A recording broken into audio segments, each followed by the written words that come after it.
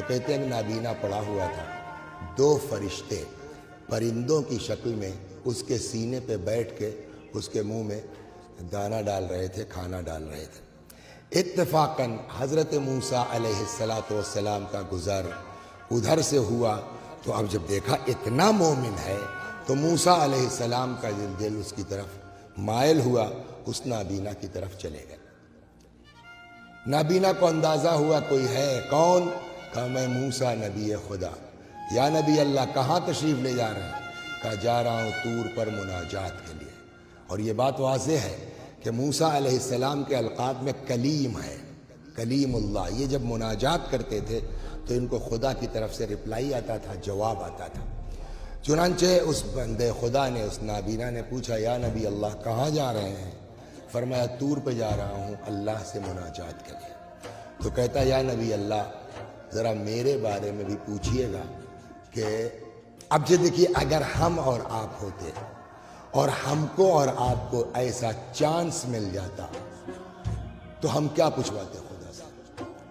آخری حد یہ ہے کہ پوچھتے یا نبی اللہ ذرا پوچھئے گا کہ اعمال ہمارے قبول ہیں نہیں ہیں، جنت میں جاؤں گا کہ نہیں جاؤں گا۔ لیکن اس کو اپنے اوپر اتنا اعتبار تھا کہ اس نے موسیٰ علیہ السلام سے یہ نہیں پوچھا کہ جنت میں جاؤں گا کہ نہیں جاؤں گا، بلکہ کہتا یا نبی اللہ ذرا خدا سے پوچھئے گا کہ جنت میں میرا پڑوسی کون ہوگا۔ اس کا مطلب اس کو بھی اپنے اوپر اتنا اطمینان تھا۔ اچھا سیدھی سی بات ہے کہ جب آدمی خود دیکھ رہا ہے کہ فرشتے آ کر کے میرے جسم پر جو ہے سینے پہ بیٹھ کے مجھ کو دانہ کھلا رہے ہیں، مجھ کو کھانا کھلا رہے ہیں، یہ بات زیادہ ادھر ادھر نہ جانے پائے کہ ہم کو اپنے عمل پر بہت مطمئن نہیں ہونا چاہیے کہ ہماری تو نیکیاں یہ ہیں لہٰذا ہم جنت پکی ہے، لہٰذا ہم تو بالکل بہشتی ہیں۔ یہی ہوا اس نابینا کے ساتھ۔ جناب موسیٰ علیہ السلام سے اس نے نہیں کہا کہ جنت ملے گی کہ نہیں ملے گی، مطمئن ہے کہ مجھ کو تو فرشتے کھانا کھلا رہے ہیں، اس لیے جنت تو میری پکی ہی ہے۔ لہٰذا کہتا ہے یا نبی اللہ ذرا خدا سے پوچھئے گا جنت میں میرا پڑوسی کون ہوگا۔ جناب موسیٰ چلے گئے سلام اللہ علیہ۔ خدا سے دعا مناجات کے بعد پلٹنے لگے، آواز قدرت آئی موسیٰ میرے بندے نے تم سے کچھ پوچھا ہے؟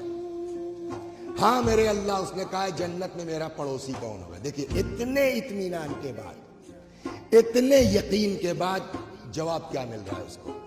آواز قدرت آئی موسیٰ اس سے کہہ دو جنت میں جاؤ گے تب نہ پڑوسی کی بات ہوگی۔ موسیٰ علیہ السلام واپس آئے، وہ نابینا موجود ہے۔ خود موسیٰ علیہ السلام کو یہ غیرت آ رہی ہے کہ اس کو کیسے بتاؤں کہ تجھ کو جنت میں نہیں جانا ہے، تو بہشتی نہیں ہے۔ چنانچہ بہرحال پیغامبر ہے، پیغام تو ان کو پہنچانا ہی ہے۔ لہٰذا حضرت موسیٰ سے جب اس نے پوچھا کیا ہوا یا نبی اللہ، خدا نے کیا فرمایا؟ موسیٰ نے کہا اللہ فرماتا ہے کہ تجھ کو جنت میں جانا ہی نہیں ہے، جنت میں جاؤ گے تب نہ پڑوسی کی بات ہوگی۔ نہ رویا، نہ چیخا، نہ چلایا، نہ فریاد کی۔ کہتا موسیٰ آپ دیکھ رہے ہیں فرشتے مجھ کو کھانا کھلا رہے ہیں۔ کہا بالکل۔ کہا اللہ عادل ہے، کچھ ہوں میں تبھی تو فرشتے مجھ کو کھانا کھلا رہے ہیں، اور اللہ عادل ہے، بلا وجہ کسی کو جہنم میں نہیں ڈالے گا۔ خدا اپنے بندوں پر ظلم نہیں کرتا، کوئی تو خطا میری ہوگی۔ کہا وہ خطا کیا ہے؟ کہا تم بتاؤ، تم تو فلاں جگہ کے رہنے والے ہو، اس جنگل بیابان میں کیا کر رہے ہو؟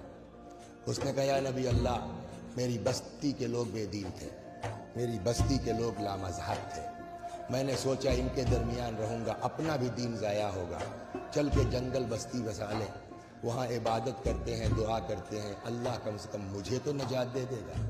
موسیٰ نے کہا یہی بات اللہ کو تیری ناپسند ہوئی ہے کہ تو نے اپنی نجات کی فکر کی اور اس کے دوسرے بندوں کی نجات کی فکر تجھ کو نہیں ہوئی۔ اس نے کہا یا نبی اللہ یہی خطا ہے؟ کہا یہی خطا ہے۔ کہا مجھ کو اپنی غلطی کا احساس ہے، ایک گزارش اور ہے، ایک درخواست اور ہے۔ کیا؟ کہا آپ خدا سے، اس کو تو پتا ہے نا کتنے لوگ سدھر سکتے تھے اگر میں اپنے وطن میں رہتا، گاؤں میں رہتا، تبلیغ کرتا، ہدایت کرتا، ارشاد کرتا، تو اس کو تو پتا ہے نا کہ کتنے لوگ سدھر سکتے تھے۔ آپ خدا سے کہیے میرے جسم کو اتنا وسیع و عریض کر دے کہ میں پوری بستی کا عذاب اکیلے چکھنے کو تیار ہوں، مجھ کو اپنی غلطی کا احساس ہے۔